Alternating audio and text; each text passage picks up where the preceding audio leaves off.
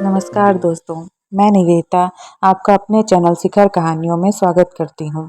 आज की कहानी है मुंशी प्रेमचंद के द्वारा लिखी गई बोध।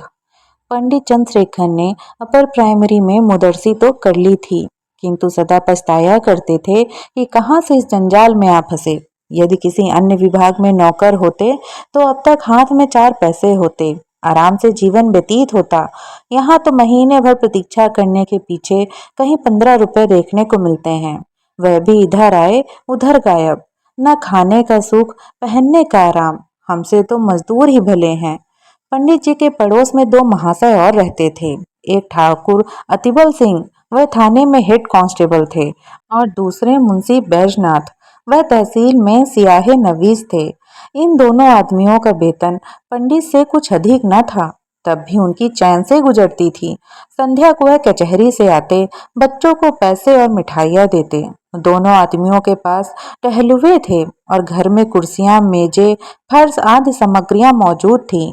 ठाकुर साहब शाम को आराम कुर्सी पर लेट जाते और खुशबूदार खमीरा पीते। मुंशी जी को शराब कबाब का व्यसन था। अपने सुसज्जित कमरे में बैठे हुए बोतल की बोतल साफ कर जाते।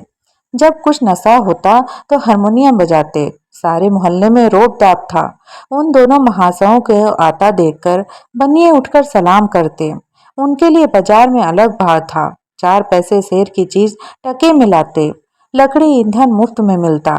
पंडित जी इनके इस ठाट बाट को देखकर कुढ़ते और अपने भाग्य को कोसते। वह लोग इतना भी ना जानते थे कि पृथ्वी सूर्य का चक्कर लगाती है अथवा सूर्य पृथ्वी का। साधारण पहाड़ों का भी ज्ञान न था, तिस पर भी ईश्वर ने उन्हें इतनी प्रभुता दे रखी थी। यह लोग पंडित जी पर बड़ी कृपा रखते थे।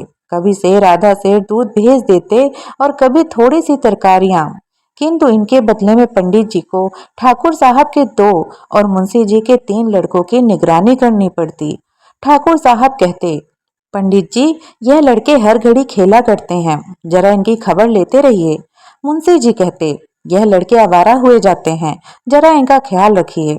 यह बातें बड़ी अनुग्रहपूर्ण रीति से कही जाती थीं, मानो पंडित जी उनके गुलाम हैं। पंडित जी को यह व्यवहार असह्य लगता था, किंतु इन लोगों को नाराज करने का साहस न कर सकते थे। उनकी बदौलत कभी कभी दूध दही के दर्शन हो जाते, कभी अचार चटनी चख लेते। केवल इतना ही नहीं, बाजार से चीजें भी सस्ती लाते।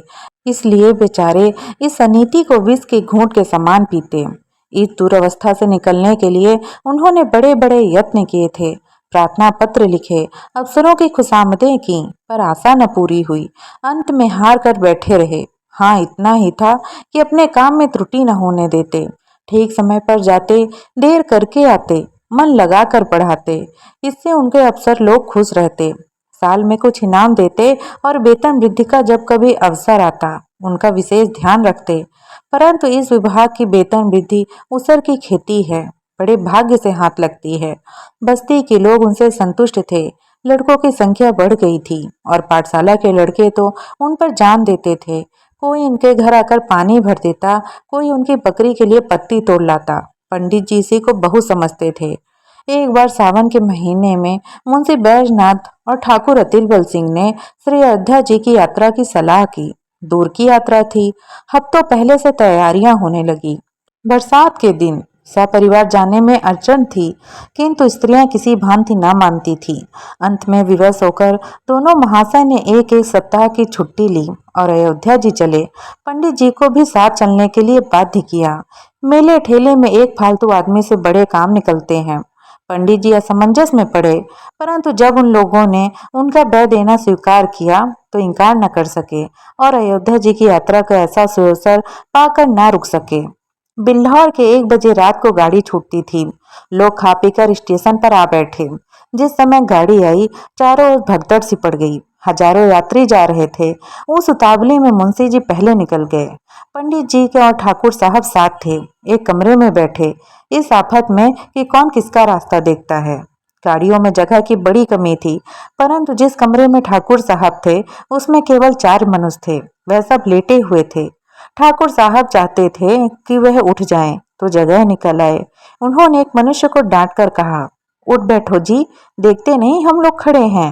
मुसाफिर लेटे लेटे बोला, क्यों उठ बैठे जी, कुछ तुम्हारे बैठने का ठेका लिया है? ठाकुर, क्या हमने किराया नहीं दिया है?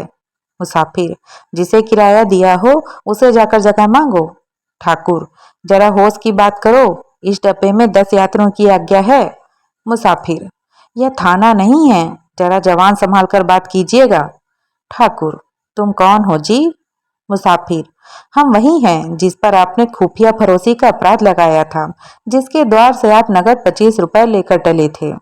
ठाकुर, आहा, अब पहचाना, परंतु मैंने तो तुम्हारे साथ रियायत की थी, चालान कर देता तो तुम सजा पा जाते। मुसाफिर, और मैंने भी तुम्हारे साथ रियायत की कि गाड़ी में खड़ा रहने दिया, ढकेल देता तो तुम नीचे चले जाते और तुम्हारी हड्डी पसली का पता न लगता। इतने में दूसरा लेटा हुआ यात्री जोर से डट्ठा मारकर हंसा और बोला, क्यों दरोगा साहब, मुझे क्यों नहीं उठाते? ठाकुर साहब क्रोध में लाल हो रहे थे, सोचते थे अगर थाने में होता तो इनकी जवान खींच लेता, पर इस समय बुरे फंसे हैं। वह बलवान मनुष्य थे, पर यह दोनों मनुष्य भी हट्टे कट्टे पड़ते थे। ठाकुर, संदूक नीचे रख दो, बस जगह हो जाए। दूसरा मुसाफिर बोला, और आप ही क्यों ना नीचे बैठ जाएं, इसमें कौन सी हेटी हुई जाती है, यह थाना थोड़े ही है, आपके रोब में फर्क पड़ जाएगा। ठाकुर साहब ने उसकी ओर ध्यान से देखकर पूछा, क्या तुम्हें भी मुझसे कोई बैर है? जी हाँ, मैं तो आपके खून का प्यासा हूँ। मैंने तुम्हारा क्या बिगाड़ा है, तुम्हारी तो सूरत भी नहीं देखी। दूसरा मुसाफिर, आपने मेरी सूरत ना देखी हो, पर मैंने आपकी देखी है। इसी कल में मेले में आपने मुझे कई डंडे लगाए, मैं चुपचाप तमाशा देखता था, पर आपने आकर मेरा कचूमर निकाल दिया। मैं चुपचाप रह गया, पर घाव दिल पर लगा हुआ है, आज उसकी दवा मिलेगी। यह कहकर उसने और भी पांव फैला दिए और क्रोधपूर्ण नेत्रों से देखने लगा। पंडित जी अब तक चुपचाप खड़े थे, डरते थे कि कहीं मारपीट न हो जाए। अवसर पाकर ठाकुर साहब को समझाया। ज्यों ही तीसरा स्टेशन आया, ठाकुर साहब ने बाल बच्चों को वहां से निकालकर दूसरे कमरे में बैठाया। इन दोनों दुष्टों ने उनके सामान को उठा उठाकर जमीन पर फेंक दिया। जब ठाकुर साहब गाड़ी से उतरने लगे तो उन्होंने ऐसा धक्का दिया कि बेचारे प्लेटफॉर्म पर गिर पड़े। गार्ड से कहने दौड़े थे कि इंजन ने सीटी दी, जाकर गाड़ी में बैठ गए। उधर मुंशी बैजनाथ की और भी बुरी दशा थी। सारी रात जागते गुजरी, जरा पैर फैलाने की जगह न थी। आज उन्होंने जेब में बोतल भरकर रख ली थी, प्रत्येक स्टेशन पर कोयला पानी ले लेते थे। फल यह हुआ कि पाचन क्रिया में विघ्न पड़ गया, एक बार उल्टी हुई और पेट में मरोड़ होने लगी। बेचारे बड़े मुश्किल में पड़े, चाहते थे कि किसी भांति लेट जाएं, पर वहां पैर हिलाने को भी जगह न थी। लखनऊ तक तो उन्होंने किसी प्रकार जब्त किया, आगे चलकर विवश हो गए। एक स्टेशन पर उतर पड़े, खड़े न हो सकते थे, प्लेटफॉर्म पर लेट गए। पत्नी भी घबराई, बच्चों को लेकर उतर पड़ी। असबाब उतारा, पर जल्दी में ट्रंक उतारना भूल गई। गाड़ी चल दी। दरोगा जी ने अपने मित्र को इस दशा में देखा तो वह भी उतर पड़े। समझ गए कि हजरत आज ज्यादा चढ़ा गए। देखा तो मुंशी जी की दशा बिगड़ गई है।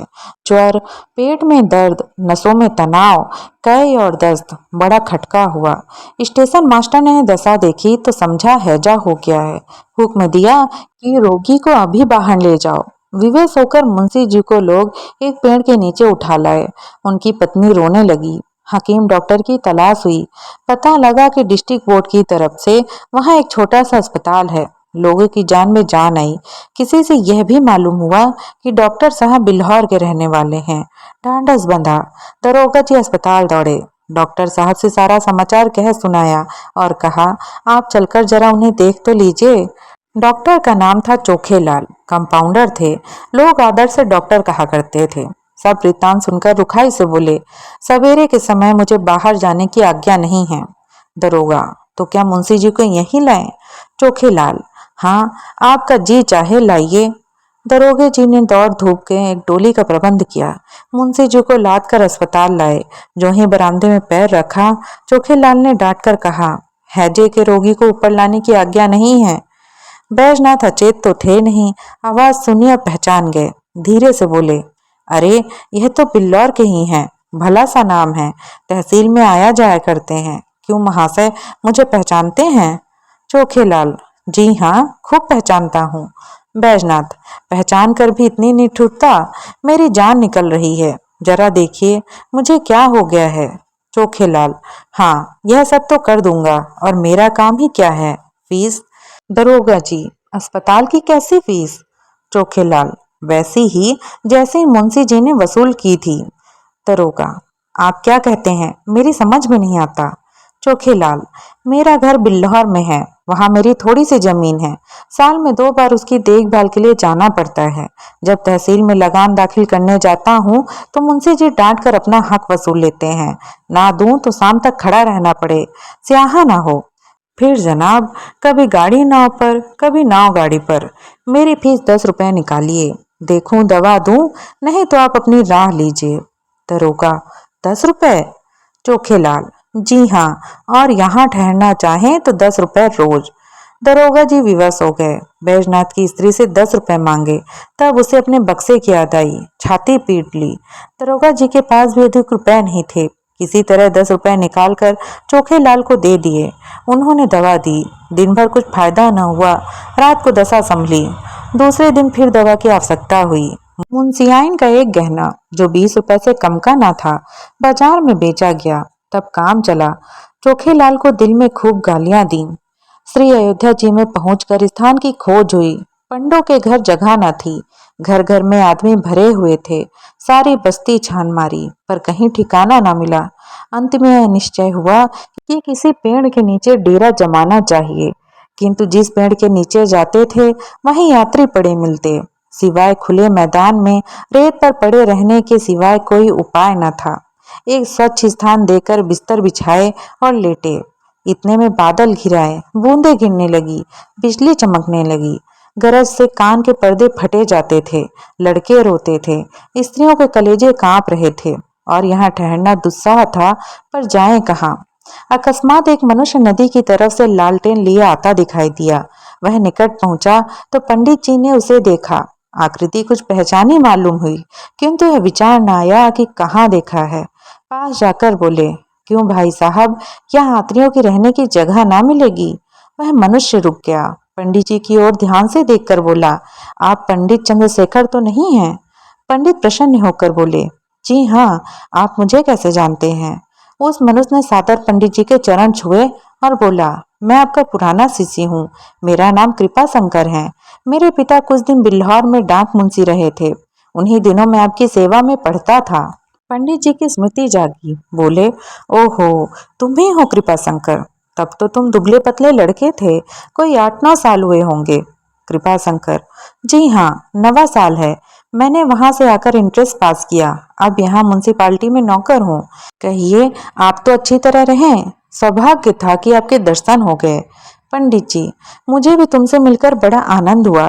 तुम्हारे पिता अब कहाँ हैं? कृपा शंकर, उनका तो देहांत हो गया। माता जी हैं। आप यहाँ कब आए? पंडित जी, आज ही आया हूँ। पंडों के घर जगह न मिली, विवश हो यही रात काटने को ठहरी। कृपा शंकर, बाल बच्चे भी साथ हैं? पंडित जी, नहीं, मैं तो अकेला ही आया हूँ, पर मेरे साथ दरोगा जी और सिपाही वाले साहब हैं। उनके बाल बच्चे भी साथ हैं। कृपा शंकर, कुल कितने मनुष्य होंगे? पंडित जी, हैं तो 10, किंतु थोड़ी सी जगह में निर्वाह कर लेंगे। कृपा शंकर, नहीं साहब, बहुत सी जगह लीजिए। मेरा बड़ा मकान खाली पड़ा है। चलिए, आराम से 1 2 3 दिन रहिए। मेरा परम सौभाग्य है कि आपकी कुछ सेवा करने का अवसर मिला। कृपा शंकर ने कुली बुलाए, सामान उठवाया और सबको अपने मकान पर ले गया। साफ सुथरा घर था। नौकरों ने चटपट चारपाइयां बिछा दी। घर में पूरियां पकने लगी। कृपा शंकर हाथ बांधे सेवा की भांति दौड़ता था। हृदय उल्लास से उसका मुख कमल चमक रहा था। उसकी विनय और नम्रता से सबको मुग्ध कर लिया था। और सब लोगों ने खा पी कर सोए, किंतु पंडित चंद्रधर को नींद नहीं आई। उनकी विचार शक्ति इस यात्रा की घटनाओं का उल्लेख कर रही थी कि रेलगाड़ी की रगड़ झगड़ और चिकित्सालय की नोच खसोट के सम्मुख कृपा शंकर की सहृदयता और शालीनता प्रकाश में दिखाई देती थी। पंडित जी ने आज शिक्षक के गौरव को समझा। आज उन्हें इस पद की महानता ज्ञात हुई। यह लोग 3 दिन अयोध्या रहे। किसी बात का कष्ट न हुआ। कृपा शंकर ने उनके साथ धाम का दर्शन कराया। तीसरे दिन जब लोग चलने लगे तो वह स्टेशन तक पहुंचाने आया। जब गाड़ी ने सीटी दी तो उसने सजल नेत्रों से पंडित जी के चरण छुए और बोला, कभी कभी सेवक को याद करते रहिएगा। पंडित जी घर पहुंचे तो उनके स्वभाव में बड़ा परिवर्तन हो गया था। उन्होंने फिर किसी दूसरे विभाग में जाने की चेष्टा नहीं की। तो दोस्तों, कैसी लगी आपको ये कहानी? कहानी अच्छी लगी तो कमेंट करके ज़रूर बताइएगा और ऐसे ही वीडियोस के लिए सब्सक्राइब करें मेरे यूट्यूब चैनल को और फॉलो करें फेसबुक पेज को। धन्यवाद।